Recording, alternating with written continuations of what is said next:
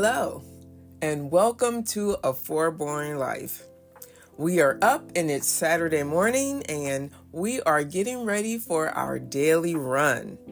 My husband and I, we have been getting up every morning and doing a daily run for over the last 4 years.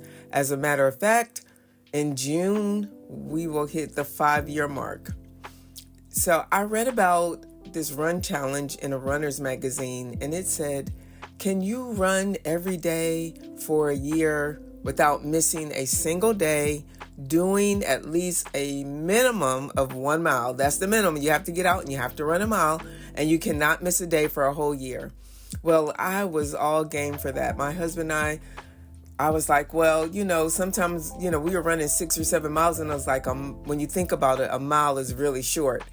But before we started doing this run challenge, some days if it was cold, if it was raining, or if we just didn't feel good, we would make an excuse of why we didn't have to run that day. Well, once we started this run challenge, there was no, I don't feel like it. It's raining, because I really don't like running in the rain. But we have been doing it, and it's just a part of our lives, and we love getting up, and it's just a good way for, to get some exercise and to think about things. And I have solved so many problems by getting out in the morning and having that run. It just gives me a clearer thought. So we have on our sneakers and we're headed out to the trail, because when we're going to run a little bit longer, we like to go out to the trail in the morning. And yes, when we run, it's still dark outside. We put on our reflectors and we put on our armbands. When I run, I don't like to run with earbuds in, because I call it, I run with me, myself, and God. So here we are on the road, headed to the trail where we're going to go do our Saturday morning run. Good morning. Welcome to A For Boring Life. It's Saturday morning. We've already got up and went to the trail, and now we are on our way to go dig up some hydrangeas. I have an opportunity to get free plants, and so the sun is shining. So that is what I'm going to do. The sun's supposed to be shining. Yeah. That's what makes it all. I know, but it's like, it really makes it hard to film in the car. Okay, if I do like this, then it's probably better. So, I am on my way to go dig up free plants. My husband's not that excited about it. It's Saturday morning. Yes. It's 8 o'clock. We got up at 5. We went running. Yes. Hadn't had my big breakfast. But you had a bagel, so that's good. Ooh, a bagel. And So, coffee. Hopefully everything is going to turn out okay. They told me I could come and dig up as many hydrangeas as I wanted. And so that's what I'm going to do. And I'm hoping it's going to go without any issues. Going to do. My husband's going to help me. But if he's not here, I'll still do it by myself.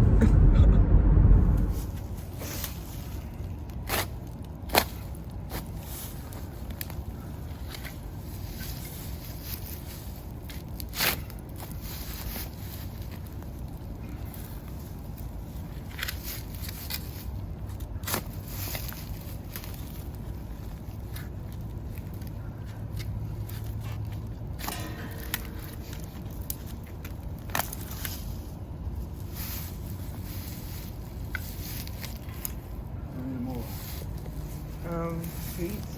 I would really like all the smaller ones, as many as we can get.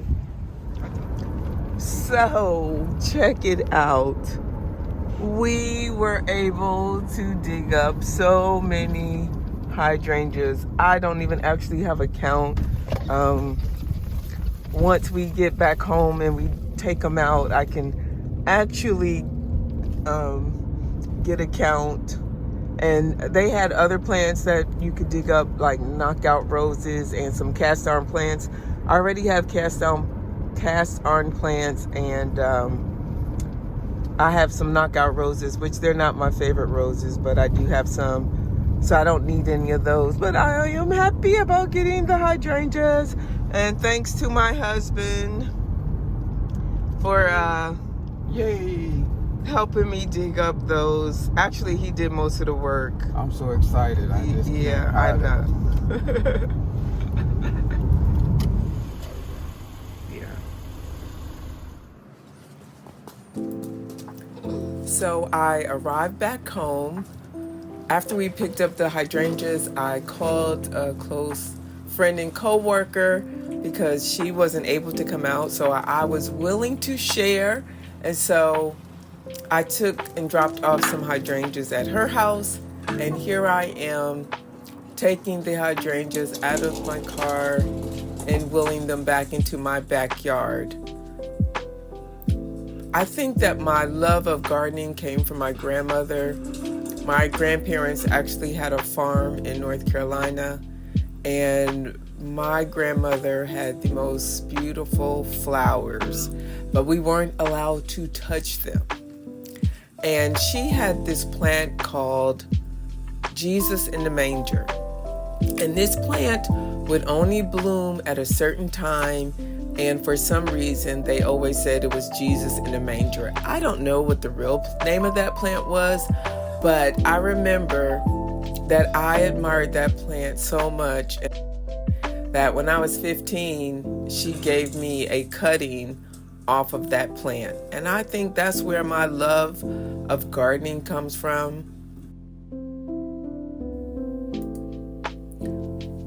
I know that I don't have the best garden in the world, but it just brings me joy to be out there, to be out in the dirt, as I like to call it, playing in the dirt, and creating my own oasis. It's not for anyone else, it's for me. The things that I like might not be the things that you like, but it's just a joy and a pleasure to be outside and to be in what God has created and seeing things grow. So the wind is blowing really, really hard. I thought it was going to be a wonderful, nice day where I could really spend some time outside, but the wind was just blowing so hard. And I just needed to do something with these hydrangeas because that's the type of person that I am. It's like, if you give me a plant, I need to get some in the pot and I need to get some in the ground. So I took some of the larger ones, and I have those big clay pots that I put them in. Now, that is a great reason to go to estate sales because sometimes you can really find some really inexpensive clay pots that are really big. And sometimes my husband's like, Marie, but it doesn't have a plant in it. I was like, it doesn't matter. Sometimes it has soil in it, or sometimes it's just a clay pot and it's really inexpensive. So here I am digging into the ground because I am determined that I am going to get one of these hydrangeas planted. And of course, with the hydrangea, you can split them. So this was a good time. I know I'm like putting that plant into shock, but it was so windy outside and I was just trying to split it. I know I wasn't doing it correctly for all the gardeners that are out there, but I was determined to split that plant. So I went ahead and split it. I got 2 more little pieces off of it, and I was able to get at least one hydrangea in the ground. And there I am with the 2 smaller ones. I was thinking, well, should I put them in the ground or should I put them in a pot? And I just couldn't decide what I was going to do. So I decided to get some more pots and put them in the pot. And so the wind was just blowing, and I wasn't going to have as much fun in the yard as I hoped to. And if you look at my garden, it's looking really messy right now. Of course, it's winter time, but on the nice days, I like to get out and I like to start trying to get some of the weeds up. So I'm putting some in the clay pot, and then I also had this plastic black pot that I have another root, and I'm going to stick that one in there also, because so that's 5 that I planted in pots. And I still have some in my wheelbarrow, and I'm going to take and put some down at the lower hill of my garden. And of course, whenever you are planting, you should always give your plants some water. So I'm giving them some water,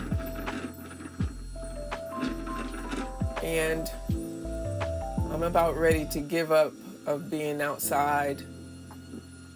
I was going to plant that one, but I decided just to put it back in the wheelbarrow, and I'm covering them back up. And now it's time for me to clean up and put everything back where it needs to go, because even though it's winter, I try not to keep everything too untidy.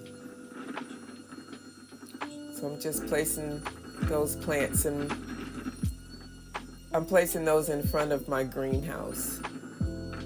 And I'm going to clean up and put everything away. And I noticed some of my plants in my greenhouse needed some water. I have 2 avocados in there, and I also have 2 lime trees.